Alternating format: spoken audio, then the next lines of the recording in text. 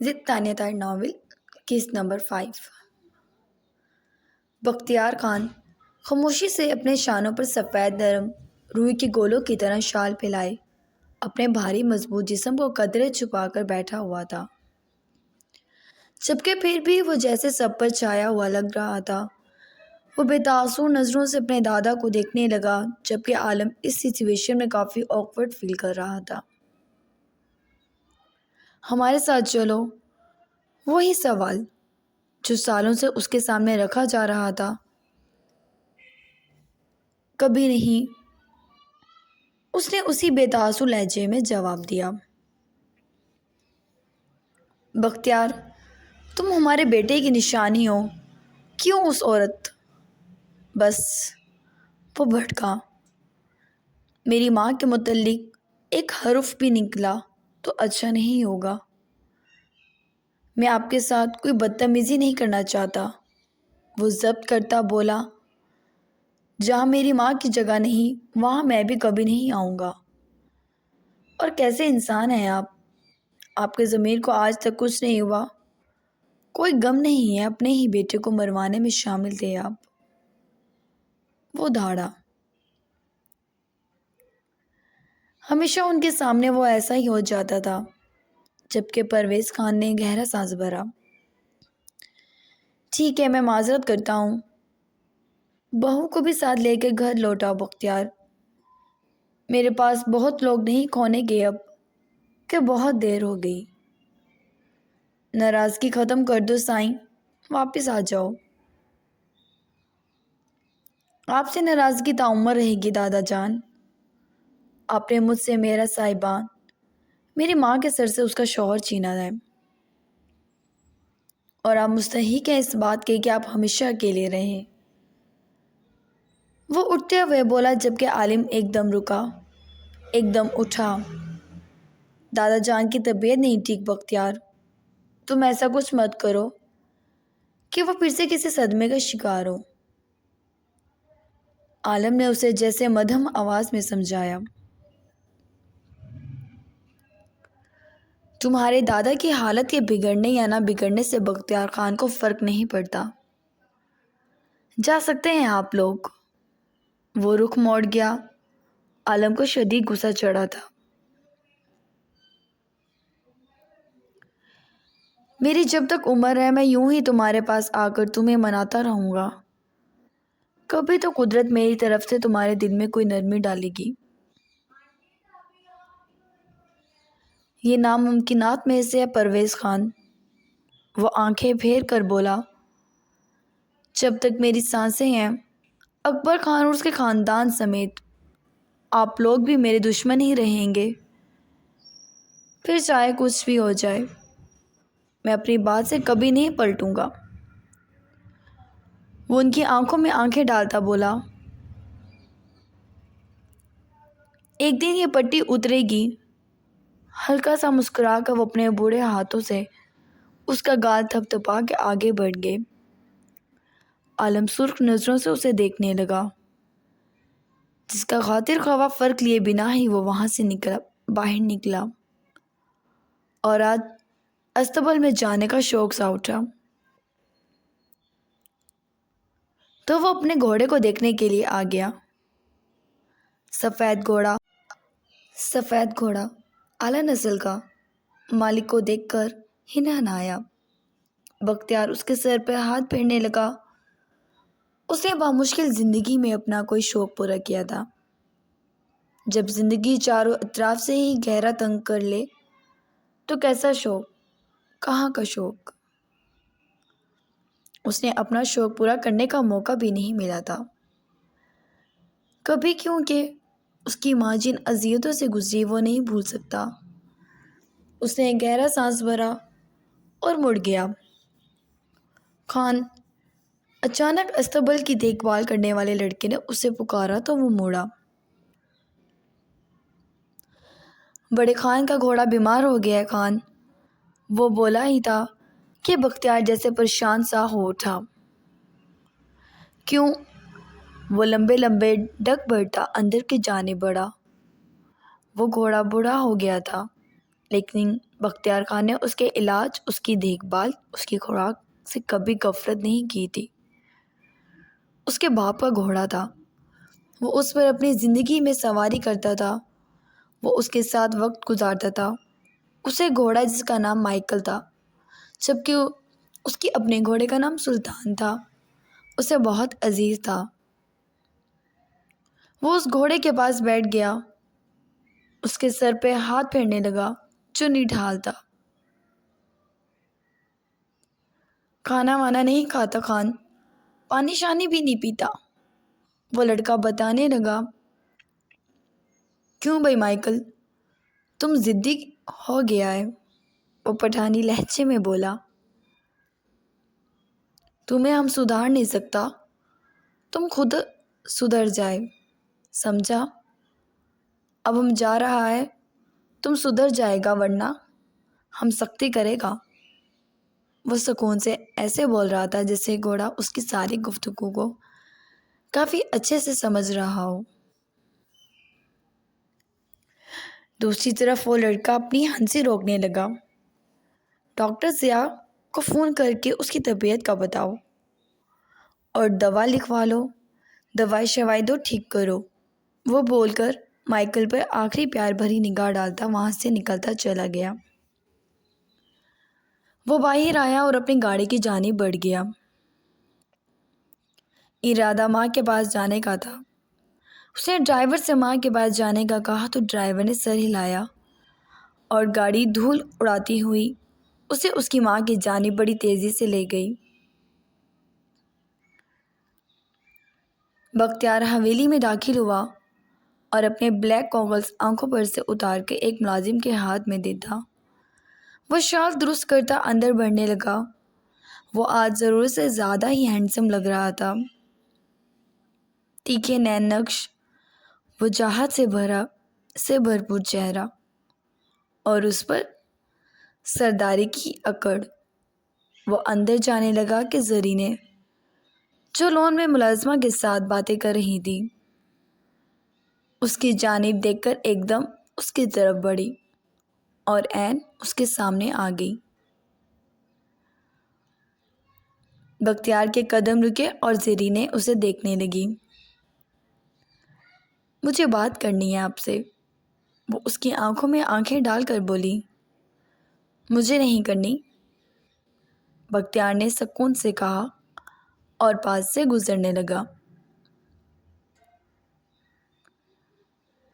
بختیار، وہ ایک دم بھڑکتی اس کے آگے پھر سے آ گئی۔ زرینے حویلی کے ملازم چاروں طرف سے دیکھ رہے ہیں، تماشا نہ بناؤ، ہٹو سامنے سے، وہ دان پیستا بولا۔ پیار کرتی ہوں میں آپ سے، وہ بولی، جبکہ وہ لاؤنج میں داخل ہو گئے تھے۔ بختیار خان اس کی پشتوں میں کہی گئی بات سن کر مسکراتا ہوا ایڑیوں پر پلٹا۔ زرینے تپ کر اسے دیکھنے لگی۔ تم؟ وہ انگلی اٹھا کر بولا۔ مورے کی وجہ سے صرف تمہیں برداشت کر رہا ہوں، ورنہ تمہاری گردن دھڑ سے جدا کرنے میں 1 منٹ لگتا۔ کیوں بختیار خان؟ جائز بیوی کا اظہار محبت برا لگتا ہے؟ اور وہ اچانک اس کا جبڑا پکڑ کر سختی سے اس نے روکا۔ تم اس قابل نہیں زرینے، خانم کے بارے میں کوئی بات کرو اور بہتر ہوگا میرے منہ مت لگا کرو، وہ اس کا چہرہ جھٹکتا بولا۔ مجھے کس بات کی سزا دے رہے ہو تم بختیار؟ وہ عادت کے مطابق آپ سے تم پر اترتی چیخنے لگی، جبکہ بختیار تو گویا بہرا ہو گیا اور دوسری طرف زرینے ہار نہیں ماننا چاہتی تھی۔ وہ مورے کے کمرے میں آ گئی جہاں وہ کسی ملازمہ سے کوئی بات کر رہی تھیں، شاید وہ ان سے مدد لینے کے لیے آئی تھیں۔ بختیار انہیں دیکھ کر مسکرایا وہ ہمیشہ دوسروں کی مدد کرتی تھی۔ آؤ خان آؤ، مورا چاہت سے بولی۔ وہ جھکا تو انہوں نے مسکرا کر اس کی پیشانی چوم لی۔ کیسا ہے خان؟ وہ بیٹے کو بےتابی سے دیکھ رہی تھیں۔ ٹھیک ہوں، معافی چاہتا ہوں آپ کے پاس دیر سے آتا ہوں، وہ بولا جبکہ زرینہ مٹھیاں بھینچے ان ماں بیٹے کا پیار دیکھ رہی تھی۔ بہت کمزور ہو گئے ہو بختیار، اب بس تم آج میرے ساتھ کھانا کھاؤ گے۔ زرینے بیٹے کچھ بناؤ بختیار کے لیے۔ ماں کے کہنے پہ بختیار نے بے چینی سے پہلو بدلا۔ وہ تو صرف ملنے آیا تھا، ایک جس پیاز اور مان سے انہوں نے بات کی تھی وہ انکار نہیں کر سکا۔ زرینہ مورے کو دیکھتی رہی۔ پہلے مورے آپ کو انصاف کرنا پڑے گا۔ زرینہ بختیار کے ساتھ بیٹھ گئی جبکہ بختیار نے بے حد ناگواری سے دیکھا۔ دیکھیں میں اور بختیار ایک ساتھ کیا پرفیکٹ نہیں لگتے؟ زرینہ بولی۔ مورے مسکرائی۔ لگتے ہو، وہ بولی۔ بختیار البتہ کمرے کی دیواروں کو ایسے تک رہا تھا جیسے پہلی بار حویلی میں آیا ہو۔ تو یہ میرے ساتھ ایسا کیوں؟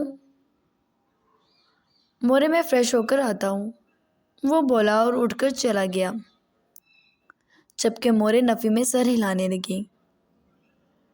زرینہ انتقامی نظروں سے بختیار کو دیکھنے لگی۔ تمہیں چاہیے اس کے دل میں جگہ بنانے کی کوشش کرو۔ یہ چیخو پکار ڈال کر بیٹے کچھ نہیں ملے گا، اور بختیار تو بچپن سے ہی شور ہنگامہ چیخنا چلانا پسند نہیں کرتا۔ وہ بتانے لگی۔ جگہ؟ آپ کے بیٹے کے دل میں وہ درخت نے جگہ بنا چکی ہے۔ وہ غصے سے بھڑکی۔ زرینہ تحمل سے، جاؤ اس کو کسی مدد کی ضرورت ہوگی، جاؤ کمرے میں۔ مجھے سمجھ نہیں آتا دوسری شادی کی اجازت دی ہی کیوں آپ نے؟ وہ پہلی ہے زرینہ، وہ یاد دلانے لگی۔ اب آپ بھی جتائیں گی مجھے؟ زرینہ اکھڑی۔ نہیں جتا نہیں رہی۔ اچھا جاؤ، پریشان مت ہو، سب ٹھیک ہو جائے گا، وہ بولی تو زرینہ بختیار کے کمرے میں آ گئی۔ اس کے کمرے میں 2 ملازم پہلے ہی موجود تھے۔ جاؤ تم لوگ، اس نے ان ملازموں سے اس کا سیاہ سوٹ اور گرے شال کھینچی۔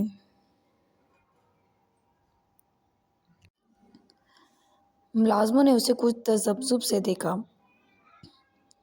کہاں نہ جاؤ، وہ بھڑکی تو وہ دونوں باہر نکل گئے۔ بختیار شاور لے رہا تھا۔ اس نے آئینے میں خود کو دیکھا۔ لال لپسٹک لگائے، ناک میں نتھ پہنے، وہ بالوں میں پشتونی انداز میں سٹائل بنائے، وہ دوپٹہ خود پر سے اتارتی، اپنے خوبصورتی پر فخر کرتی، اس کا باہر نکلنے کا ویٹ کرنے لگی۔ بختیار تقریباً 15 منٹ بعد باہر آیا اور سامنے زرینہ کو دیکھ کر تو کوئی آتش فشاں سا پھٹ گیا تھا اس میں۔ وہ دوپٹہ اتارے اپنے گہرے گلے کی نمائش کیے بیٹھی تھی۔ بختیار کو جیسے کچھ گزشتہ لمحے یاد آ گئے جب اس نے اسی حلیے میں اسے کسی اور کے ساتھ دیکھا تھا، اور وہ کوئی اور نہیں۔ اس نے مٹھیاں بھینجی اور آگے بڑھ کے وہ ایک دم زرینہ کو بازو سے جکڑ چکا تھا۔ بختیار، زرینہ نے خود کو بچانے کی کوشش سے کی، جبکہ اس نے دروازہ کھول کر اسے باہر تقریباً پھینک دیا۔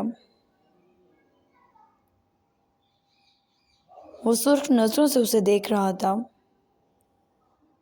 کاغذ پہ لکھا قبول ہے، مجھ سے یہ قبول نہیں کرا سکتا کہ اپنی آنکھوں سے دیکھا گیا ہر لمحہ بھلا کر میں تمہیں کوئی رتبہ دوں۔ تمہیں میرے نام کے ساتھ اس حویلی میں بیٹھے رہنا ہے تو ٹھیک ہے، ورنہ یہاں سے دفع ہو جاؤ۔ لیکن خدا کی قسم زرینے، دوبارہ اس طرح میرے سامنے آئی تو… وہ پنکارا، اتنے ٹکڑے کروں گا تمہارے کہ کوئی تمہارا نام و نشان بھی ڈھونڈ نہیں سکے گا۔ انگلی اٹھا کر وہ وارن کرتا بولا۔ زرین بے عزتی کے احساس سے پاگل سی ہونے لگی۔ تمہیں کیا لگ رہا ہے میں نے ہار مان لی؟ وہ نواب زادی قاتلہ تمہیں بہت عزیز ہے نا؟ میرا وعدہ ہے تم سے، اسے یہ بات اپنے منہ سے بتاؤں گی۔ سوتن ہوں اس کی۔ اور سردار بختیار خان نے میرے ساتھ شادی سے پہلے ہی ایک حسین جوان لڑکی کے ساتھ… وہ رک گئی۔ بختیار اسے خوف سے دیکھ رہا تھا۔ پھر دیکھتی ہوں تمہاری محبت کا ڈھول کب تک پیٹا جائے گا، وہ بولی، جبکہ بختیار ہلکا سا مسکرا دیا۔ تم وقت سے پہلے مرنا چاہتی ہو، درخانے تک پہنچنا تو دور کی بات ہے۔ عکس پر بھی تمہاری نگاہ پڑ گئی تو کہنا بختیار خان نہیں تھا۔ وہ بولا۔ زرینے کے اندر جلن اور حسد کا احساس انگڑائی لے چکا تھا۔ بختیار نے کھینچ کر اس کے منہ پر دروازہ دیکھ کر مارا۔ دونوں گارڈ زرینے کی شکل دیکھ رہے تھے۔ وہ سرخ ہوتے چہرے سے وہاں سے چلی گئی، جبکہ اندر سے بختیار دھاڑا تھا۔ وہ اپنا لباس دوسرا مانگ رہا تھا۔ زرینے جانتی تھی وہ اس لباس کو دوبارہ تن پر نہیں چڑھائے گا، لیکن اس کے اندر جتنا جنون اٹھ رہا تھا وہ درخنے کے لیے ہی نقصان دہ تھا۔ وہ مٹھیاں بھینستی کچن میں آ گئی۔ بختیار کے لیے کھانے کا انتظام کر رہی ہو؟ اس نے ملازمہ سے پوچھا جو جلدی سے سر ہلا گئی۔ جی بی بی خانہ۔ ٹھیک ہے۔ اس نے اپنی مٹھی میں بند پاؤڈر دیکھا اور کھانے کے پکنے کا انتظار کرنے لگی۔ وہ جانتی تھی اس گھر میں بختیار کے کھانے سے لے کر اس کی ہر چیز دوسروں سے الگ رکھی جاتی ہے، تو کھانے کے باؤل بھی اس کے الگ ہی ہوں گے، الگ ہی ہونے دے۔ تبھی اس نے گرم گرم کھانے میں منشا اور پاؤڈر ڈالا، جو کہ اس نے اسی مقصد کے لیے منگا رکھا تھا، اور ملازمہ کو سختی سے گھورا کہ یہ ڈونگے کسی اور کے پاس نہ جائیں، بختیار کے آگے ہی جانے چاہیے۔ بختیار اور مورے حال روم میں بیٹھے ایک دوسرے سے باتیں کر رہے تھے۔ اس نے مسکرا کر بختیار کی جانب دیکھا۔ تم مجھ سے کتنا بھی دامن بچا لو بختیار، اب میرا ہونے سے تمہیں کوئی نہیں روک سکتا۔ وہ مسکرا کر وہاں آ گئی۔ کھانا تیار ہے، مورے آ جائیں۔ اس نے کہا تو بختیار نے تو نگاہ بھی نہیں اٹھائی۔ ماں کے ساتھ وہ ڈائننگ ٹیبل پر آ گیا۔ یہ ڈائننگ ٹیبل بے حد خوبصورت تھا، بالکل شفاف، بے داغ، سفید رنگ، جس میں ہلکی ہلکی سی لہریں جیسے سمندر کے موجوں کا منظر دیتی تھیں۔ وہ کافی عرصے بعد یوں ان دونوں کے ساتھ بیٹھا تھا، ورنہ زیادہ تر کھانا پینا گھر سے باہر کسی بھی ہوٹل میں ہی ہوتا تھا۔ بختیار سربراہی کرسی سے اٹھا اور اپنی ماں کو اٹھنے کا کہتا وہ انہیں وہاں بٹھا گیا۔ ماں کی نظروں میں اس کے لیے بے پناہ چاہت تھی۔ اس کے سر پہ ہاتھ رکھا اور اس کو کھانا اپنے ہاتھوں سے نکال کر دینے لگی۔ زرینے البتہ مطمئن بیٹھی تھی۔ بختیار وہ نشہ آور دوا والا کھانا ہی کھا رہا تھا۔ یہ کھانا کھانے کے بعد وہ ہوش کھو دیتا اور اس کے بعد وہ درخنے کو بھول جاتا۔ کیونکہ آگے سارا کام زرینہ کا تھا۔ کھانا کافی اچھا تھا، وہ سکون سے کھانا کھا رہا تھا، ماں سے باتیں کر رہا تھا جبکہ زرینہ خاموش تھی۔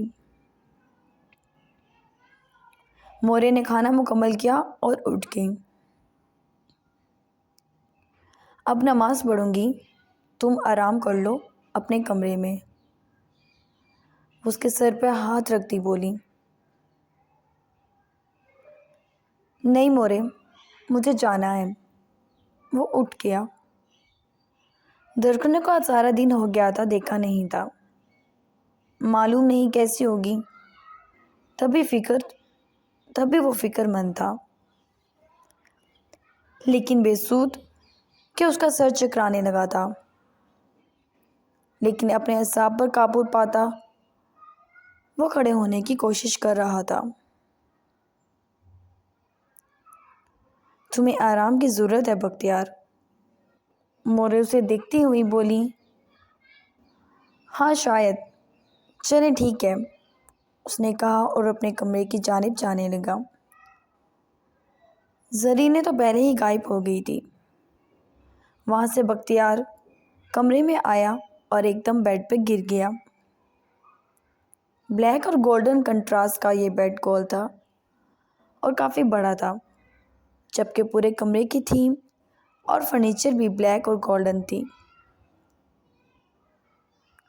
جو اس نے اپنی پسند کی رکھی تھی۔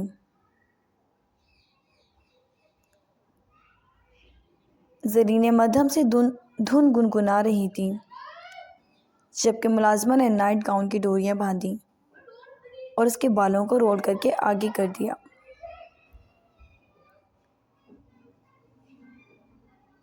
بی بی خانہ، آپ بہت خوبصورت لگ رہی ہیں، وہ چاپلوسی کرتی ہوئی بولی۔ ہاں، معلوم نہیں وہ درخنے کیسی ہوگی، کالی، موٹی، بھینگی۔ میں زرینہ خانہ ہوں، تمہیں پتہ ہے میٹرک میں تھی تب سے ہی آس پاس کے سارے پٹھان مرتے تھے مجھ پر، وہ فخر سے بولی، جبکہ دوسری ملازمہ نے نیل پینٹ بند کر کے اسے اوپر سے نیچے تک دیکھا۔ وہ اسے ایک سلک کے نائٹ سوٹ میں تھی، اس پر ایک لانگ گاؤن تھا جس کی وجہ سے اس کا سارا وجود چھپ گیا تھا۔ وہ آرام سے مدھم چال چلتی، اپنے پلان کے کامیابی پر مسرور سی ہوتی ہوئی بختیار کے کمرے میں داخل ہوگی، جس نے جن نما 2 گارڈز یہاں موجود نہیں تھے، ورنہ اسے کمرے میں کبھی داخل ہونے نہ دیتے، کیونکہ انہیں بختیار نے ہی منع کیا تھا۔ وہ اندر آئے تو وہ بیڈ پر لیٹا ہوا تھا، بیڈ پر لیٹا، آنکھوں پر بازو رکھے، وہ بھرپور سا مرد تقریباً پورے بیڈ پر چھایا ہوا تھا، اور سیاہ اور گولڈ نرم و ملائم بیڈ شیٹ پر اس کے پاس بیٹھنے کا لمحہ وہ محسوس کرنا چاہتی تھی۔ اس کی شال اب بھی اس کے شانے پر تھی۔ اس نے دروازہ لاک کیا تو بختیار نے بازو ہٹا کر ماتھے پر تیوری ڈالے سامنے دیکھا تو اسے دھندلا دھندلا سا منظر دکھائی دے رہا تھا۔ کچھ زیادہ دیر بازو آنکھوں پر رکھنے کا بھی اثر تھا۔ کون؟ وہ پوچھنے لگا۔ زرینہ تو ہنس دی، کیا اسے دکھائی نہیں دے رہا تھا؟ نشہ اس پر بھرپور چڑھا تھا، وہ خوشی سے پھولے نہ سماتی، درما خراما چال چلتی عین اس کے سامنے بیٹھ گئی۔ آرے بے نیازی سے بال جھٹکے تو بختیار کے چہرے سے خوشبو میں لپٹے بال ایک دم ٹکرائے تھے۔